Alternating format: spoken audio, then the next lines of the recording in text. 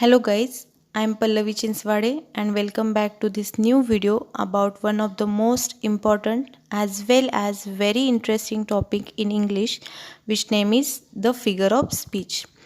But before I starting my video, I kindly request to all of you please like, share and subscribe my channel. Now let's see the topic. First of all, I have to introduce the figure of speech. Figure of speech. What is the figure of speech? भाषेचे अलंकार. जसं एखादी स्त्री आपण सुंदर दिसावं म्हणून आपल्या शरीरावरती वेगवेगळ्या प्रकारचे दागिने वापरते किंवा मेकअप करते, तसंच भाषा अधिक इफेक्टिव्ह किंवा भाषा जास्तीत जास्त मोहक वाटावी यासाठी भाषेला सुद्धा अलंकार वापरले जातात आणि त्यांनाच आपण फिगर ऑफ स्पीच असं म्हणतो. Words or phrases that makes our language beautiful, effective and impressive non as a figure of speech. भाषेला जास्त ब्युटिफुल, जास्त इफेक्टिव्ह आणि इम्प्रेसिव्ह बनवण्यासाठी जे लँग्वेज किंवा जे वर्ड्स यूज केले जातात त्यांनाच आपण फिगर ऑफ स्पीच असं म्हणतो. फिगर ऑफ स्पीच वापरल्यानं काय होतं बघा, फिगर ऑफ स्पीच भाषेमध्ये वापरल्यानं ती भाषा जी असते ती जास्त मोहक किंवा जास्त इम्प्रेसिव्ह होते. म्हणून हे जे फिगर ऑफ स्पीच आहेत ते भाषेमध्ये वापरले जातात. फॉर एक्झाम्पल बघूया आपण. एक वाक्य आहे, शी इज व्हेरी ब्युटिफुल. ती खूप सुंदर आहे. हेच वाक्य फिगरेटिव्ह लँग्वेजमध्ये मी म्हणेन, शी लुक्स लाईक ॲन एंजल. म्हणजे ती सुंदर आहे. तेच मी काय म्हणलं, शी लुक्स लाईक ॲन एंजल. ती एंजल आहे म्हणजेच काय, ती खूप सुंदर आहे.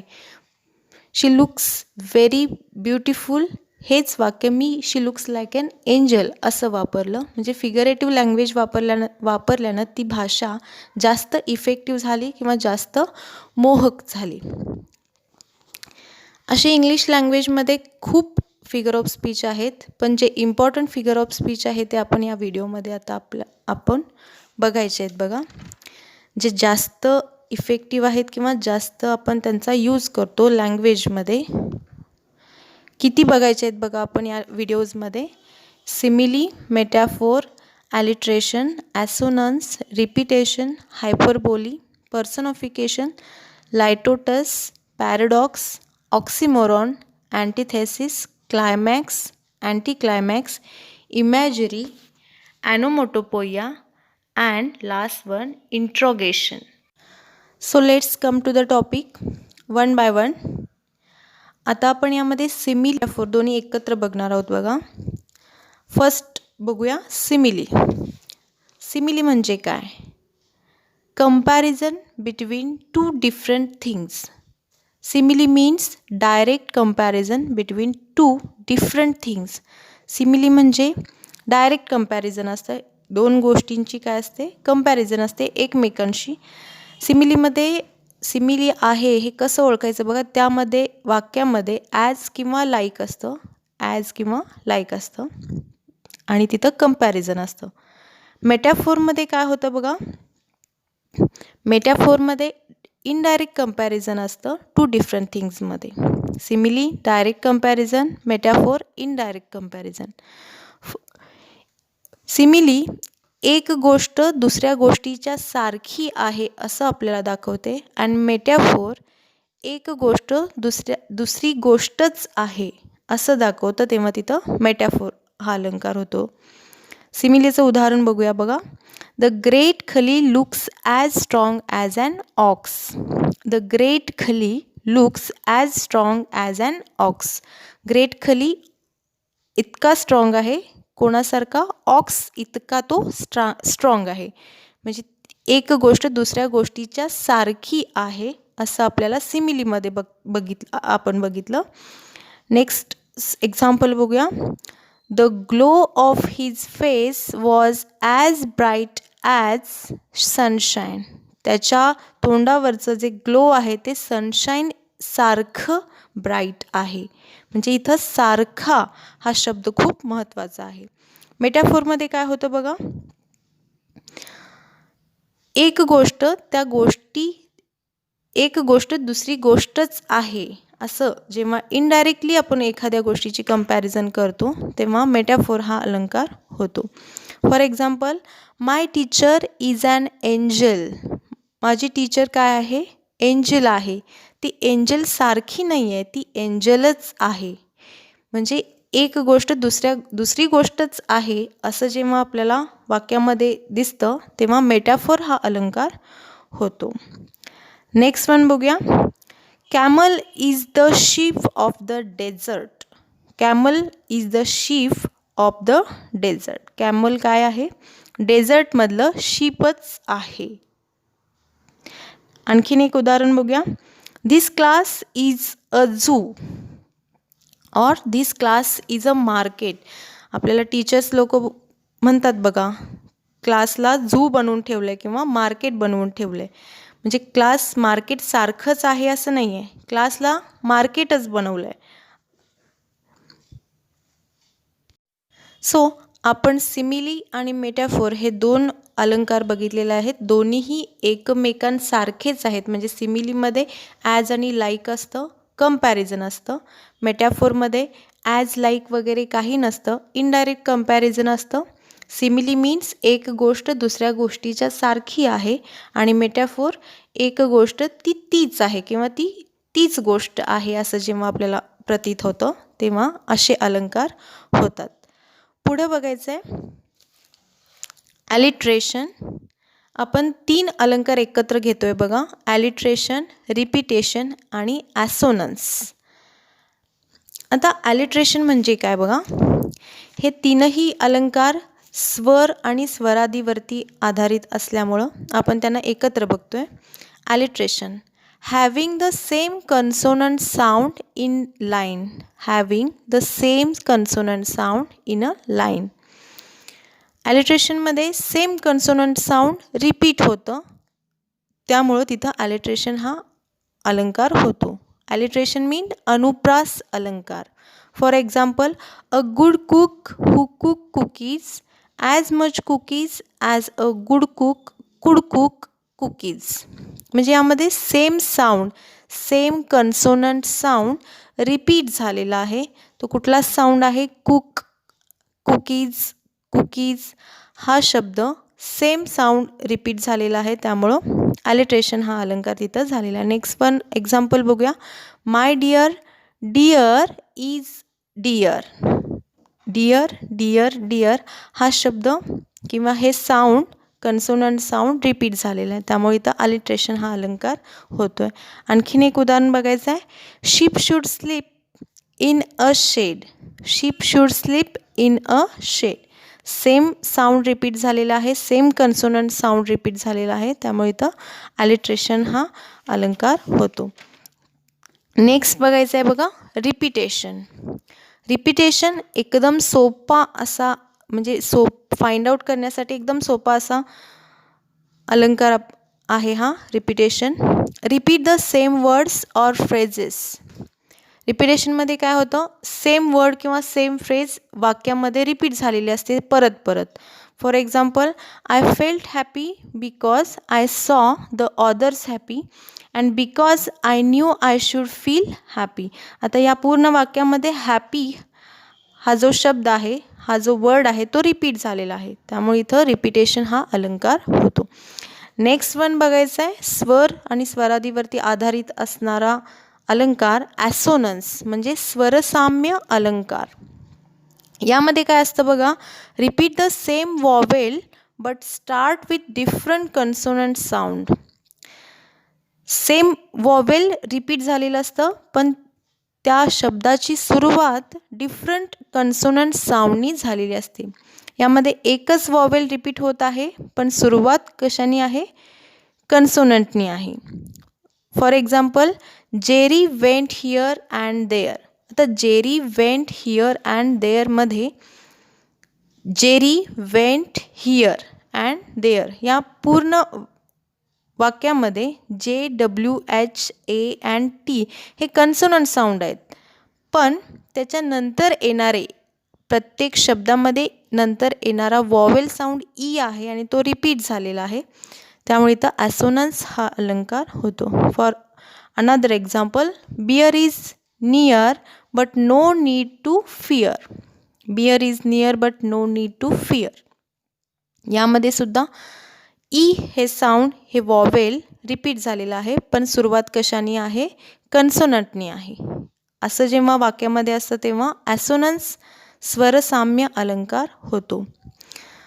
Another one example, how is your काव नाव.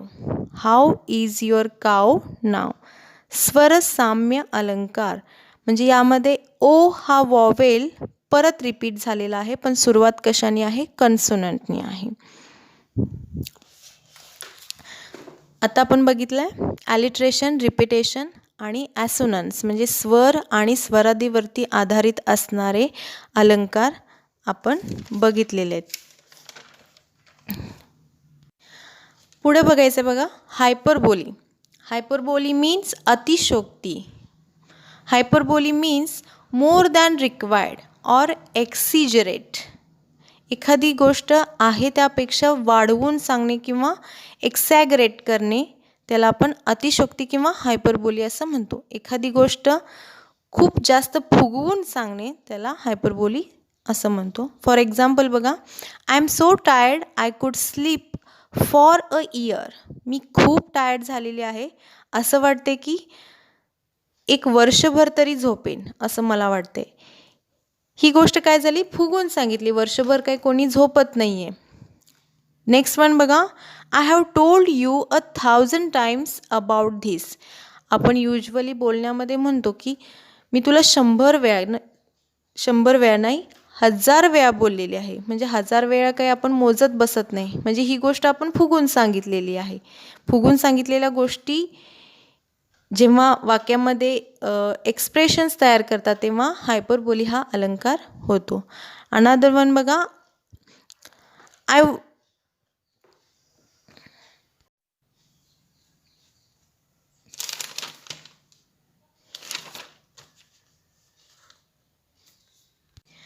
नेक्स्ट बघा, पर्सनिफिकेशन.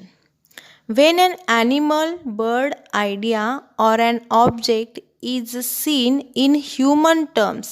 जेव्हा एखादी निसर्गातील एखादी गोष्ट किंवा निसर्गातल्या वेगवेगळ्या ऑब्जेक्ट्स लाईक ॲनिमल, बर्ड या सगळ्या ज्या ऑब्जेक्ट्स असतात त्या ऑब्जेक्ट्सना जेव्हा ह्युमन क्वालिटी दिलेली जाते, वाक्यामध्ये जेव्हा ह्युमन क्वालिटी दिली जाते तेव्हा पर्सनिफिकेशन किंवा पर्सनिफाईड केलं जातं, तेव्हा तिथं पर्सनिफिकेशन हा अलंकार होतो. म्हणजे नॉन लिव्हिंग थिंगला पर्सनिफाईड केलं जातं, तिथं पर्सनिफिकेशन हा अलंकार होतो. फॉर एक्झाम्पल बघा, stars are dancing in the sky. Stars are dancing in the sky. Stars काय करत आहेत? डान्स करत आहेत स्कायमध्ये. Dancing is an human quality. Dancing is a human quality. Human quality कुणाला दिलेली आहे? स्टार्सना दिलेली आहे. त्यामुळे इथं हा पर्सनिफिकेशन हा अलंकार होतो.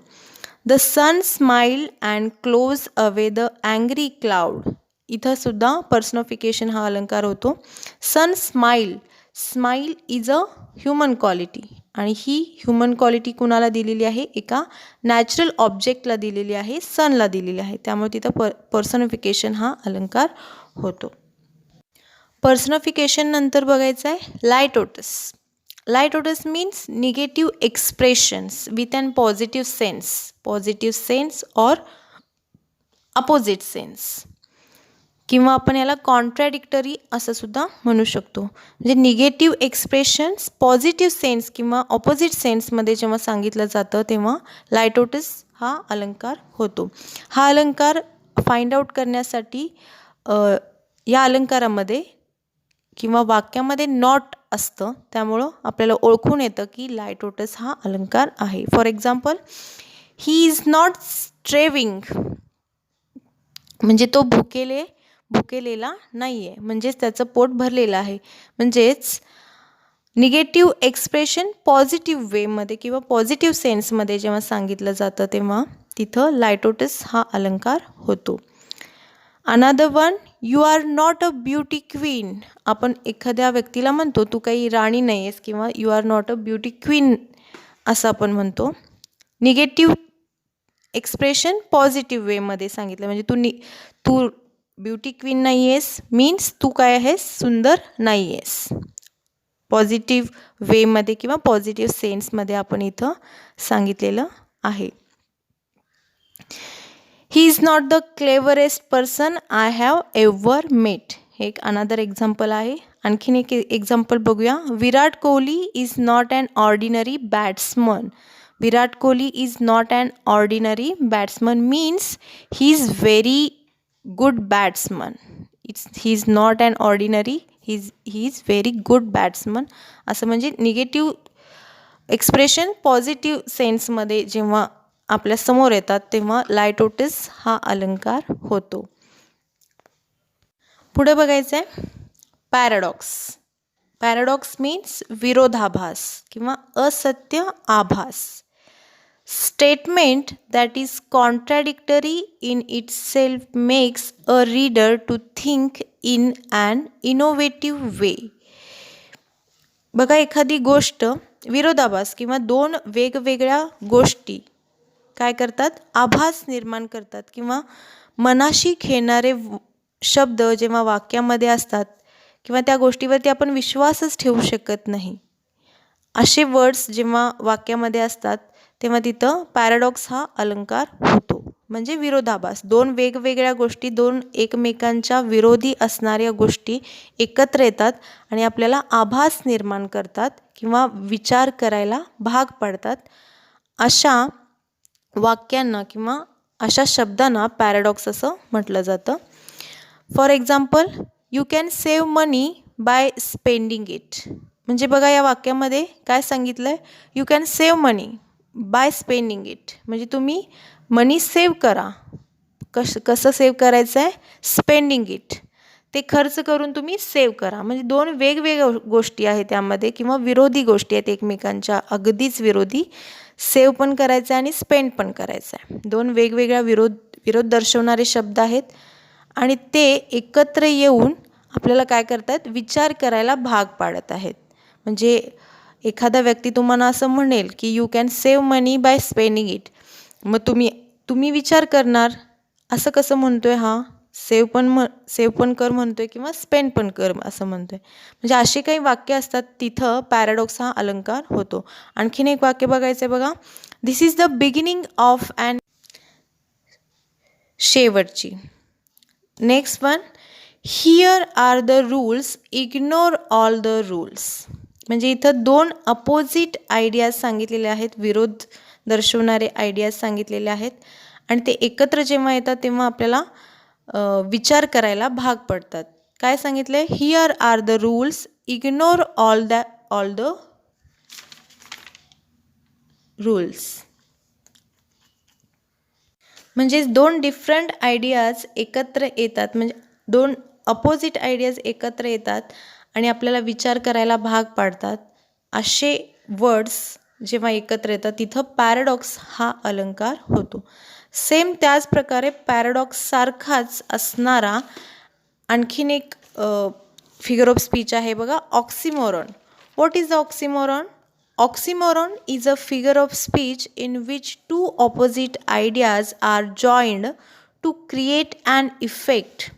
ऑक्सिमोरॉनमध्ये दोन अपोजिट आयडियाज आलेले असतात, दोन अपोजिट शब्द आलेले असतात आणि ते दोन्हीही शब्द एकत्र जोडून आलेले असतात आणि ते जोडून आल्यामुळं एक वेगळा इफेक्ट किंवा एक कॉमेडियन इफेक्ट वाक्यामध्ये क्रिएट करतात. तिथं ऑक्सिमोरॉन हा अलंकार होतो. फॉर एक्झाम्पल बघा, seriously funny. Seriously funny is an example. Seriously पण शब्द आहे आणि फनी पण शब्द आहे. इथं सिरियसनेस पण आहे आणि फनी पण आहे. सिरियसली फनी हे दोन्ही शब्द एकत्र जोडून जॉईंट होऊन आलेले आहेत आणि एक वेगळा इम्पॅक्ट यातून उत्पन्न होतोय. आणखीन एक बघा, open secret. Open and secret हे दोन्ही अपोजिट वर्ड्स आहेत आणि ते एकत्र येऊन, अपोजिट वर्ड्स एकत्र येऊन काय बनलेलं आहे, एक वेगळा शब्द बनतोय जो फन क्रिएट करतोय. आणखीन एक उदाहरण बघा, लिक्विड गॅस. इथं लिक्विड गॅस हे दोन्ही शब्द एकत्र आलेले आहेत आणि एक वेगळा इम्पॅक्ट किंवा वेगळा शब्द तयार होतोय लिक्विड आणि गॅसचा. ऑक्सिमोरॉन समजला असेल.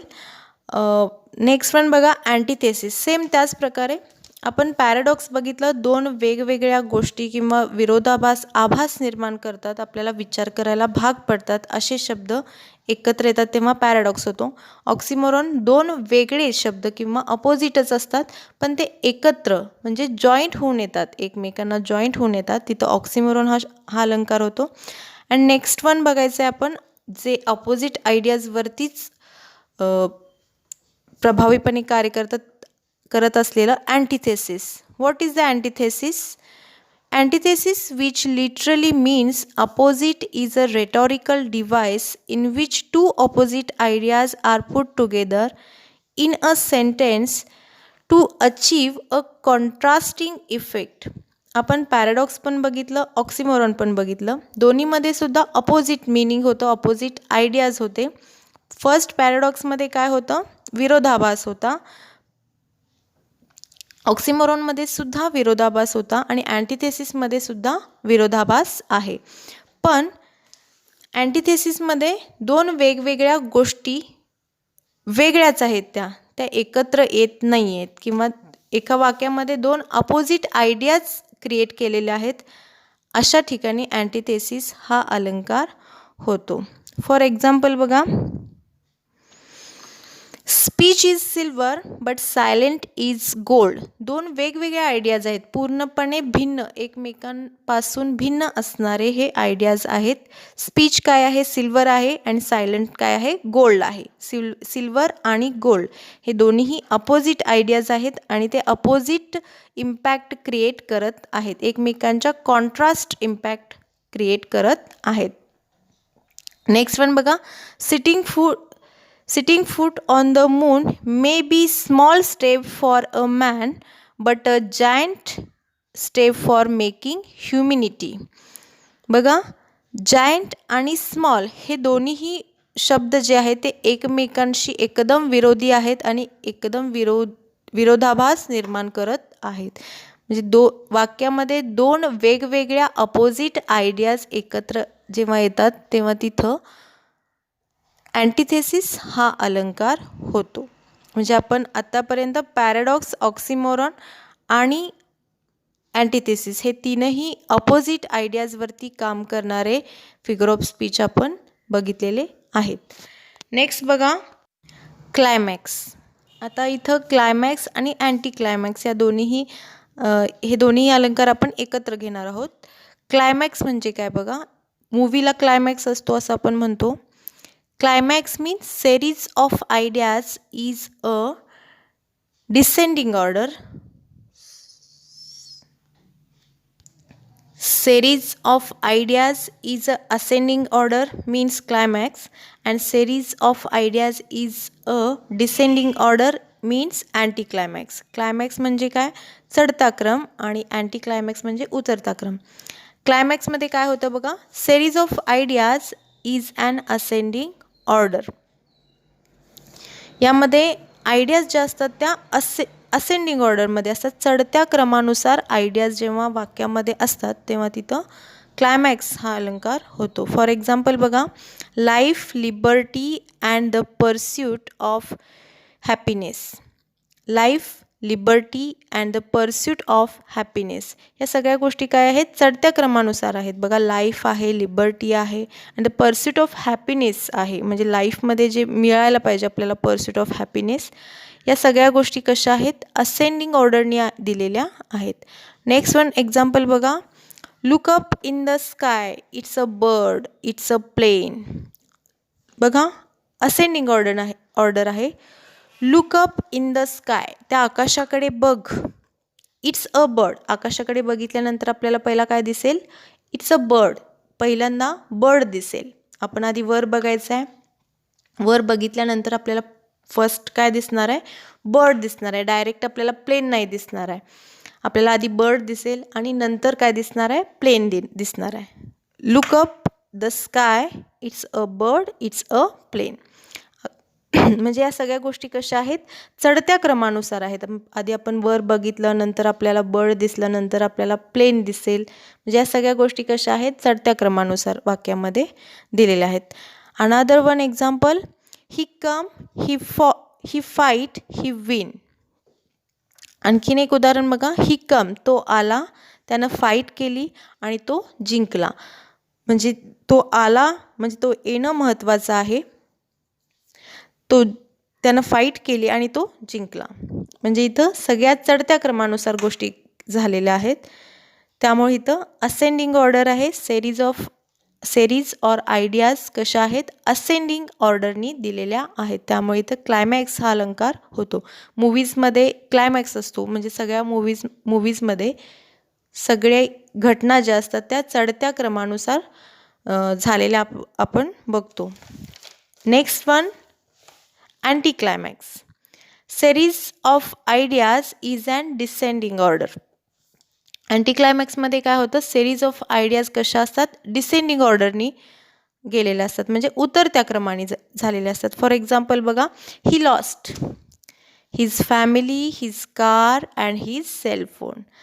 त्यानं काय काय घालवलं बघा, आधी त्यानं फॅमिली घालवली, नंतर कार घालवलं, नंतर सेलफोन घालवलं. म्हणजेच ह्या सगळ्या गोष्टी कशा आहेत, डिसेंडिंग ऑर्डरनी आलेल्या आहेत. त्यामुळे इथं अँटी क्लायमॅक्स हा अलंकार होतो. Another one example, she is a great doctor, a mother and a cook. ती आधी एक डॉक्टर आहे, एक खूप मोठी डॉक्टर आहे, आणि नंतर मदर आहे, आणि नंतर काय आहे, कुक आहे. म्हणजे उतरत्या क्रमाने या गोष्टी घडलेल्या आहेत. त्यामुळे इथं अँटी क्लायमॅक्स हा अलंकार होतो. आतापर्यंत आपण क्लायमॅक्स आणि अँटी क्लायमॅक्स या दोन्हींमधला फरक बघितला आहे. क्लायमॅक्स म्हणजे series of ideas ascending order, आणि anti climax means series of ideas descending order. क्लायमॅक्समध्ये काय होतात, चढत्या क्रमानं गोष्टी घडतात, आणि अँटी क्लायमॅक्समध्ये उतरत्या क्रमानं गोष्टी घडतात. म्हणून इथं हे अलंकार आपल्याला दिलेल्या आहेत. पुढचा फिगर ऑफ स्पीच आहे बघा, इमॅजरी. Imagery means imagination. इमॅजरीमध्येच आपल्याला दिसते की ते इमॅजिनेशन असेल. कल्पना, एखादी कल्पना करणे, इमॅजिनेशन करणे. इमॅजिनेशन कशाच्या आधारे करणे बघा, साऊंड, कलर किंवा टेस्टच्या आधारे एखादी कल्पना किंवा एखादं इमॅजिनेशन जेव्हा आपण करतो तिथं इमॅजरी हा अलंकार होतो. म्हणजे बघा, एखादं वाक्य किंवा एखादी सिच्युएशन जेव्हा आपल्या समोर येते, किंवा आपल्याला कोणी बोललं जातं की एखादं बाळ रडतंय, द चाइल्ड इज क्राईंग, असं जेव्हा आपण म्हणतो तेव्हा आपल्या मनामध्ये किंवा आपण लगेच इमॅजिन करतो एखादं रडवलेलं असं बाळ आपल्या मनामध्ये, त्याचं जे फोटो आहे ते लगेच इमॅजिन होतं आपल्याला. तिथं इमॅजरी हा अलंकार होतो. किंवा एखादं थिंग किंवा एखादं गुलाबाचं फूल आपण जेव्हा म्हणतो तेव्हा तिथं आपल्या मनामध्ये लगेच गुलाब येतो, किंवा त्या गुलाबाचा कलर येतो, किंवा त्या गुलाबाचा वास येतो. म्हणजे आपण इमॅजिन करतो त्या गोष्टी, लगेचच आपल्या मनामध्ये लगेचच त्या गोष्टी पळायला लागतात, इमॅजिन व्हायला लागतात. तिथं इमॅजरी हा अलंकार होतो. Imagination for some sound or colour or taste, it's called a imagery effect. एखाद्या गोष्टीला इमॅजरी इफेक्ट दिलं जातं, तिथं इमॅजरी हा अलंकार होतो. म्हणजे साऊंड, कलर आणि टेस्टनी आपण एखादी कल्पना करतो, तिथं इमॅजरी हा अलंकार होतो. आणखीन एक बघा, ॲनोमोटोपोइया. ॲनोमोटोपोइया म्हणजे ध्वनिसूचक. वाक्यामध्ये जेव्हा एखादा शब्द त्या गोष्टीची ध्वनी प्रतीत करतो, तिथं ॲनोमोटोपोइया हा अलंकार होतो. It is that figure of speech in which the sound of a word suggest its meaning. म्हणजे वाक्यामध्ये एखादं शब्द साऊंड रिफ्लेस करतो किंवा साऊंड दर्शवला जातो, तिथं ॲनोमोटोपोइया हा अलंकार होतो. म्हणजे बघा, फॉर एक्झाम्पल आपण टक टक असं बोलतो किंवा पाणी खळखळ, पाण्याचा आवाज कसा होतो? खळखळ असा होतो. झरा कसा वाहतो? खळखळ असा आवाज करत वाहतो. असे जे शब्द आहेत किंवा पक्ष्यांचा आवाज कसा किलबिलाट, पक्षी कसं किलबिलाट करतात, असे जे आवाज आहेत त्यांना आपण अशा आवाजांच्या शब्दांना आपण ॲनोमोटोपोइया किंवा ॲनोमोटोपोइक एक्सप्रेशन्स असं सुद्धा म्हणू शकतो. फॉर एक्झाम्पल बघा, grunt grunt goes the hog. Grunt grunt हा शब्द काय आहे? ॲनोमोटोपोइक एक्सप्रेशन व्यक्त करणारा असा शब्द आहे. नेक्स्ट वन बघा, and beauty born of murmuring sound shall pass into her face. Murmuring हा शब्द कसा आहे? साऊंड प्रतीत करतं एखाद्या गोष्टीचं. त्यामुळे तिथं ॲनोमोटोपोइया हा अलंकार होतो. म्हणजेच वाक्यामध्ये ध्वनिसूचक जी शब्द असतात तिथं ॲनोमोटोपोइक एक्सप्रेशन येतं आणि त्यालाच ॲनोमोटोपोइया असं म्हटलं जातं. एखादे पक्षी किंवा एखादी वस्तू यांचे आवाज दर्शवणारे शब्द म्हणजेच काय? ॲनोमोटोपोइक एक्सप्रेशन्स किंवा ध्वनिसूचक शब्द असं आपण त्यांना म्हणू शकतो. आणि आता last one figure of speech बघायचं आहे बघा, इंट्रोगेशन. इंट्रोगेशन यालाच आपण रेटॉरिकल क्वेश्चन असं सुद्धा म्हणू शकतो. Asking of a question not for the sake of getting an answer, only to put a point more effectively. Interrogation मध्ये काय असतं बघा, एखादा क्वेश्चन विचारला जातो पण त्या क्वेश्चनसाठी आपल्याला ॲन्सर प्रतीत नसतं किंवा आपल्याला अशी अपेक्षा नसते की त्या प्रश्नाचं आपल्याला उत्तर देता येईल किंवा देईल, कोणीतरी आपल्याला उत्तर देईल असं आपल्याला वाटत नाही. असे काही क्वेश्चन्स असतात त्यांना रेटॉरिकल क्वेश्चन किंवा इंट्रोगेशन किंवा interrogative expressions in a sentence असं पण म्हणू शकतो. इंट्रोगेशन म्हणजेच asking of a question not for the sake of getting an answer, only to put a point more effectively. आपला पॉईंट मोर इफेक्टिवली, जास्तीत जास्त इफेक्टिवली सांगण्यासाठी रेटॉरिकल क्वेश्चन किंवा इंट्रोगेशनचा वापर केला जातो. म्हणजे आपला पॉईंट ऑफ व्ह्यू जो असतो तो अधिक प्रभावीपणे, अधिक इफेक्टिवली सांगणे म्हणजेच काय? इंट्रोगेशन. इंट्रोगेशन आहे हे आपण कसं ओळखायचं? वाक्यामध्ये क्वेश्चन मार्क असतो किंवा प्रश्न विचारला जातो, तो वेगवेगळ्या प्रकारे विचारला जातो आणि ते आपल्याला लगेच लक्षात येतं. म्हणजेच बघा, आता आपण किती फिगर ऑफ स्पीच बघितले बघा. Simile, metaphor, alliteration, assonance, repetition, hyperbole, personification, litotes, paradox, oxymoron, antithesis, climax, anticlimax, imagery, introduction and onomatopoeia, हे सगळे आपण फिगर ऑफ स्पीच आता बघितलेले आहेत. सिमिली म्हणजे काय बघितलं? सिमिली अँड मेटाफोर हे दोन्ही एकच आहेत किंवा एकाच प्रकारचे आहेत. सिमिली म्हणजे कंपॅरिझन, डायरेक्ट कंपॅरिझन. मेटाफोर म्हणजे इनडायरेक्ट कंपॅरिझन, एकमेकांच्या कंपॅरिझन असतं. सिमिलीमध्ये ॲज आणि लाईक असतं, मेटाफोरमध्ये इनडायरेक्ट कंपॅरिझन असतं. सिमिली मीन्स ती गोष्ट त्या दुसऱ्या गोष्टीसारखी आहे आणि मेटाफोर म्हणजे ती गोष्ट तीच आहे असं सांगणे म्हणजे मेटाफोर. नेक्स्ट बघितलं आपण ॲलिट्रेशन, ॲसोनन्स आणि रिपिटेशन.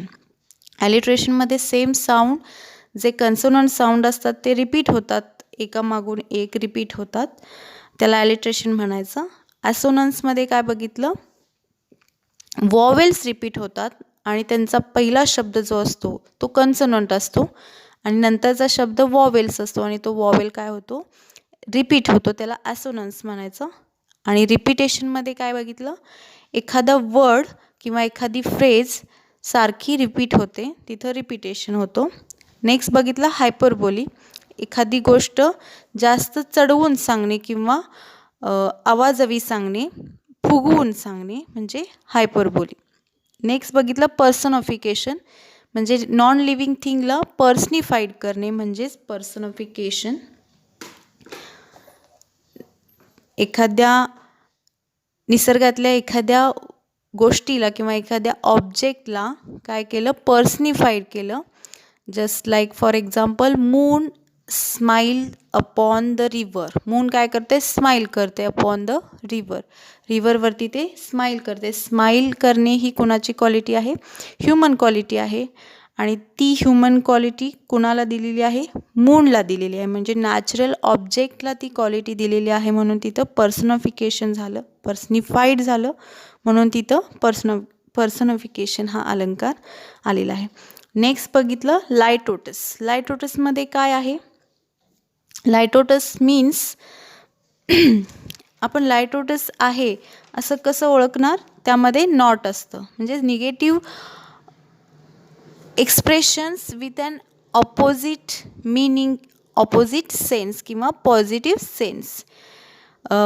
निगेटिव्ह एक्सप्रेशन्स असतात पण सांगायचं काय असतं, पॉझिटिव्ह सेन्स सांगायचं असतं. For example he is not starving, म्हणजे तो भुकेलेला नाही आहे, म्हणजेच तो काय आहे, त्याचं पोट भरलेलं आहे. लायटोटस झाल्यानंतर आपण बघितलं पॅराडॉक्स, ऑक्सिमोरॉन अँड अँटिथेसिस. पॅराडॉक्स, ऑक्सिमोरॉन अँड अँटिथेसिस हे तीनही एकाच कॅटेगरीतले फिगर ऑफ स्पीच आपण बघितले. पॅराडॉक्समध्ये काय असतं, ऑक्सिमोरॉनमध्ये काय असतं आणि अँटिथेसिसमध्ये काय असतं. पॅराडॉक्समध्ये काय आहे असं बघितलं बघा आपण. अपोजिट आयडियाज असतात एका वाक्यामध्ये, पण अपोजिट आयडियाज जेव्हा एकत्र येतात तेव्हा आपल्याला विचार करायला भाग पडतात, असं पॅराडॉक्स आहे. ऑक्सिमोरॉन काय आहे, दोन अपोजिट शब्द एकाच ठिकाणी येतात किंवा लगेचच येतात. दोन अपोजिट शब्द एकाच ठिकाणी लगेचच येतात, म्हणजेच काय ऑक्सिमोरॉन. आणि अँटिथेसिस मीन्स दोन अपोजिट आयडियाज, एकमेकांपासून पूर्णपणे भिन्न असलेले आयडियाज वाक्यामध्ये येतात, तिथं अँटिथेसिस हा अलंकार होतो. म्हणजे हे तीनही अलंकार जे आहेत ते आपल्याला उदाहरणांवरून जास्तीत जास्त समजून घेता येईल. नंतर बघितलं आपण क्लायमॅक्स आणि अँटी क्लायमॅक्स. क्लायमॅक्स म्हणजे असेंडिंग ऑर्डर आणि anti climax means descending order. क्लायमॅक्समध्ये चढता क्रम असतो, अँटी क्लायमॅक्समध्ये उतरता क्रम असतो. पुढं बघितलं बघा इमॅजरी. Imagery means imagination. एखाद्या स्मेलवरून किंवा स्मेलवरून आपण इमॅजिनेशन करतो किंवा आवाजावरून एखाद्या गोष्टीचं इमॅजिनेशन करतो, तिथं इमॅजरी हा अलंकार होतो. पुढे बघितलं बघा ॲनोमोटोपोइया. ॲनोमोटोपोइया म्हणजेच काय, ध्वनी सूचक शब्द. ज्या शब्दामधून आपल्याला ध्वनी प्रतीत होतं तिथं ॲनोमोटोपोइक एक्सप्रेशन किंवा ॲनोमोटोपोइया असं आपण तिथं म्हणलो. अँड लास्ट वन आपण बघितलं इंट्रोगेशन. इंट्रोगेशन म्हणजेच काय, रेटॉरिकल क्वेश्चन. आणि त्यामध्ये काय असतं, रेटॉरिकल क्वेश्चन म्हणजेच असे काही प्रश्न ज्या प्रश्नासाठी उत्तराची अपेक्षा नसते तरी आपण ते प्रश्न किंवा ते एक्सप्रेशन्स देतो, का तर आपलं म्हणणं मोर इफेक्टिव्ह व्हावं म्हणून. तिथं इंट्रोगेशन हा अलंकार होतो.